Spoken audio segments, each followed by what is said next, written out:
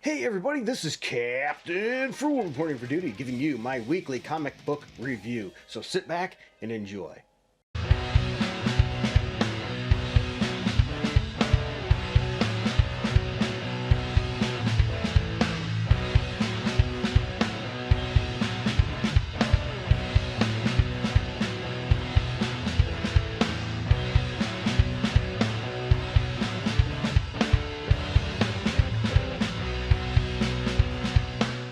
Alright everybody, for those of you that know the drill, I go over a bunch of comic books for the week that I chose to read.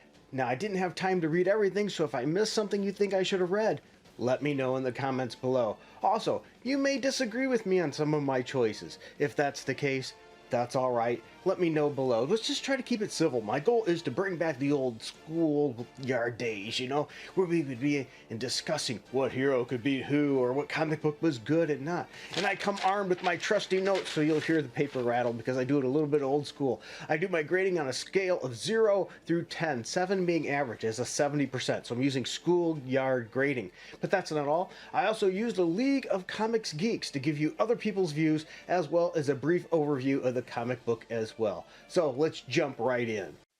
Alright, jumping right in, let's start with Nightwing number 109. Got my notes here. On League of Comics Geeks, 91 out of 112 liked it with a 3.5 average rating out of 5 stars. The writer is Tom Taylor and the artist is Stephanie Byrne. Nightwing's pirate adventure ends here. Thank goodness, because I thought this one was stupid. And an all-new Beast World backup story begins, which I'm not even getting into at all. The dramatic conclusion of Nightwing's pirate quest is here, and I thought this story was lame, to be honest. The writer's trying way too hard to work in the ex-girlfriend in this. I just was not into this story. I just didn't care for it. The art also I thought was decent at best. So as League of Comics Geeks gave it a 3.5, I gave it a 6.8. I didn't think it was that good at all. Here, my pen there. I'm making my mark there so I don't redo this one again. Just didn't care for this one. The next one I want to talk about is Amazing Spider-Man number 40 with 55 out of 71 liked it on League of Comics Geeks with a 3.5 average rating. I want to put up a notice here.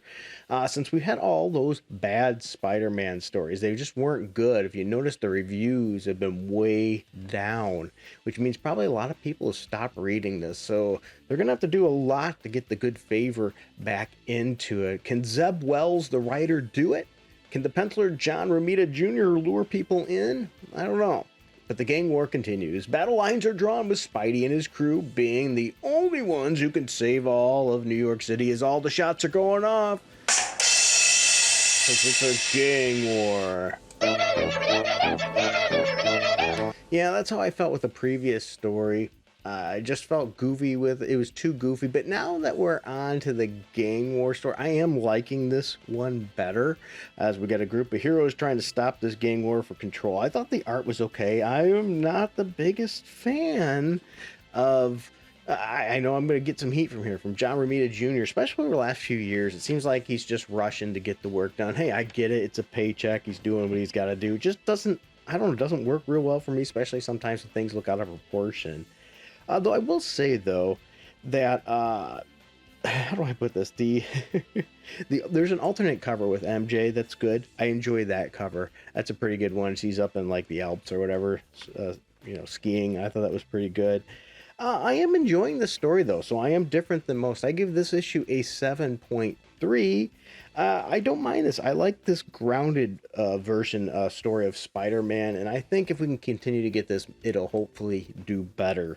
Only time will tell, and I can understand anybody that's jumped off the book. And speaking of jumping off a book, I understand this one really, really well. I can understand why, why some people will be against even reading this, and because the writer is Waid. Yeah, I know.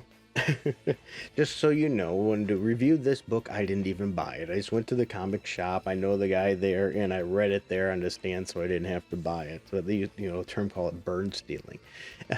There's a story, whole thing behind that. I'm not going to get into it today, but it's Batman Superman World's Finest number 22 with 126 out of 129 liking it with a 4.4 average rating on League of Comics Geeks, and I get it. I think it was a good story. I gave it an 8. I know I'm trying to be fair here. I think Mark Waid is a crap of a person, okay? The artist is Dan Mora on this, though. And we have Trapped in the World of Kingdom Come. Yep, we have Superman and Batman trapped in this world, and some things are unfolding. I don't like Waid, once again, but I have to be fair. This is a good story. It has decent art. And once again, if you don't get it, I understand that. Out of principle, as I said, I didn't purchase it either. I just read it at the comic shop with the ability to do that. It was asked and I've got the okay to do that. So I get it. Once again, if you don't want to read this, I really truly understand Waid is a bit of a dick. All right, the next one I want to talk about is Superman number 9 with 126 out of 130 liking it with a 4.3 average rating. The writer is Joshua Williamson, artist is Bruno Redondo, or sorry dude if I butchered your name. I gave this book a 7.8. That's a very good score. The Man of Steel gets an upgrade courtesy of Lex Luthor's super armor. Superman's battle with the Chained has left him wounded in unexpected ways, but the Lex Luthor Revenge Squad is still forming. To save Metropolis, Superman has no choice but to put on a special armor built by none other than Lex Luthor. Yes, we have that. You know what? I think the art is good in this book. It's a fun story. It is. I will say, though, I don't like how this issue ends, but I will see how the story goes because I've been liking it so far. Once again, not a fan of the ending, though, but I do enjoy the banter in this issue between Lex Luthor and Superman. Some really fun banter there. Just well done there. Bravo there. I'm enjoying this book, and I think there's good potential that you will as well. Now, the next one I want to talk about is a little bit darker. Let me turn my page here for my notes here. There we go. And that's the Incredible Hulk number 7. 70 out of 70 liked it with a 4.4 average rating on League of Comics Geeks, and I gave it a 7.8, so I gave it a high score as well. The writer is Philip Kennedy, and the artist is Nick Klein. Hulk versus the War Devils. The Hulk and the undead Ghost Rider make amends, but Ghost Rider smells an evil in the air, and it's been terrorizing a small community. With Bruce's teenage sidekick, Charlie, determined to prove herself as a hero, Hulk must face them down before she gets herself into more trouble than she bargained for. I think it's a cool issue, and I'm digging that new version Ghost Rider. I'm not a big fan of multiple zillion versions of characters, but this one is pretty cool. Good art, good story. If you aren't interested in the Hulk at all, this might be the time for you. I really did enjoy this issue. I was a little leery about going back to the whole dark thing again because it's been done so much with the Hulk, but I am enjoying this. Hey guys, today's video is sponsored by My Wallet. Yeah, I'm not trying to push any kind of wallet or pimp any wallet out. What I mean is it's sponsored by my personal wallet and the cash that comes out of it to pay for these things. If you want to help with this, you can hit like, subscribe, that notification bell. Those are great ways to get started.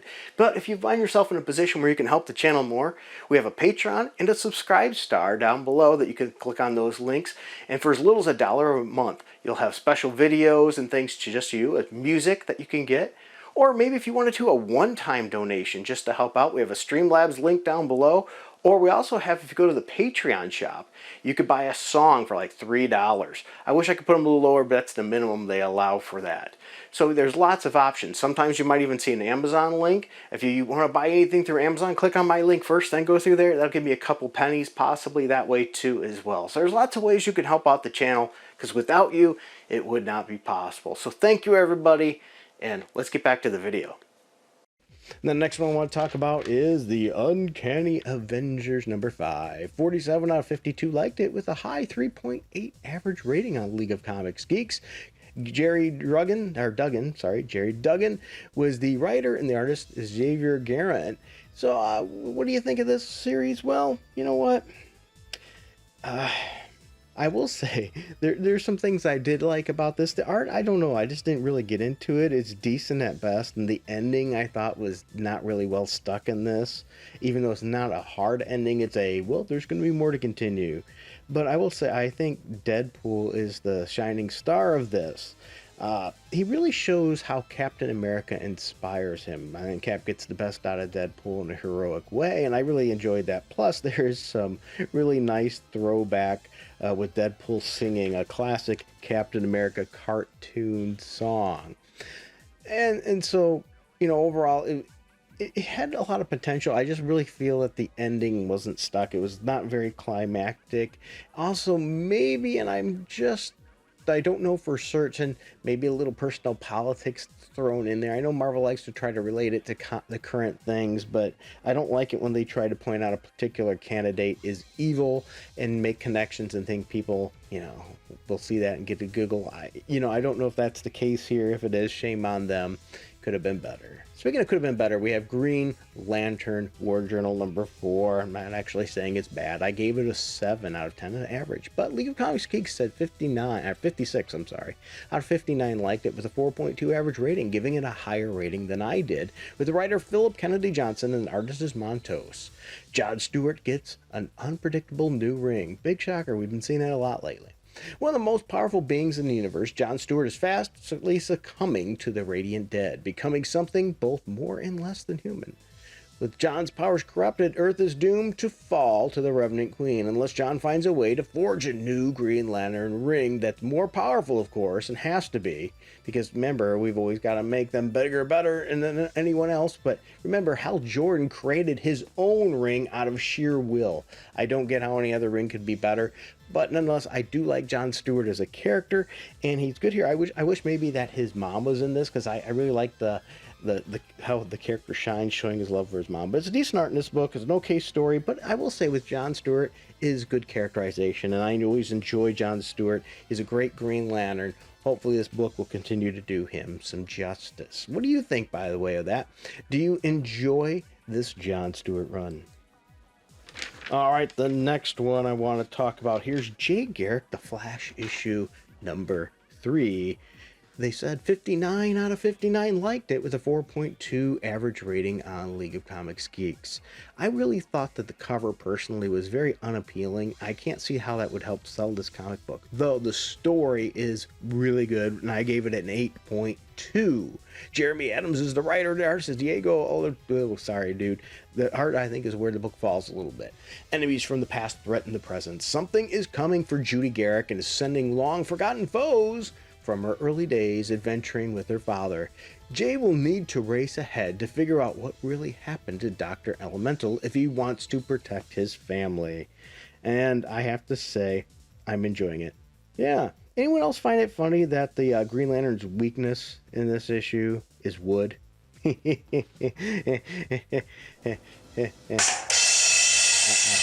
you get the little humor there. I know it was a little crass there. But there is some really great characterization in this book and some great continuity within the story. If you're not reading the Jay Garrick The Flash, I would recommend checking it out. I definitely think it is worth every bit of your time. This has been a fun series, and this is from somebody who's not a big fan of stories that do time travel and all that kind of stuff, but you get a lot more of that with The Flash. But Flash is one of those few ones that I think often can be done right. But once again, that's my views. Next one I want to talk about is G.I. Joe, Real American Hero number 302. I forgot about it, and I read issue 301 this week as well, that G.I. Joe is back. I read all the original, even though it jumped through many different publishers. Not a lot of people have jumped on this book right away, it doesn't look like, at Image, with only 22 out of 25 people liking it, with a 4 average rating, though. It's pretty strong. We have Larry Hama writing the book, and Chris Monaghan doing the artwork. Artwork is an area I think could use improvement. As the Joes mourn their fallen brother, dangerous new forces are mounting against them. Cobra Commander returns to Springfield, and now the mutants of Pentor Khan turns into deadly new to a deadly new ally that you won't see coming. So we actually have 3 fractions now fighting in the G.I. Joe book. It's a decent story. The art, I think, could be better, but I do like the fact that we have 3 different factions now with G.I. Joe to fight, and there's going to be a Duke book that looks like it's pretty good too. I gave this book a 7.4. Could be a little better. Now stick with me here. I got one more book to do, but I also want to talk about a book that I think everybody should be checking out. It's really surprised me in the quality of the book. There wasn't an issue released this month, but I just thought I would share it anyway because I thought it was worth sharing.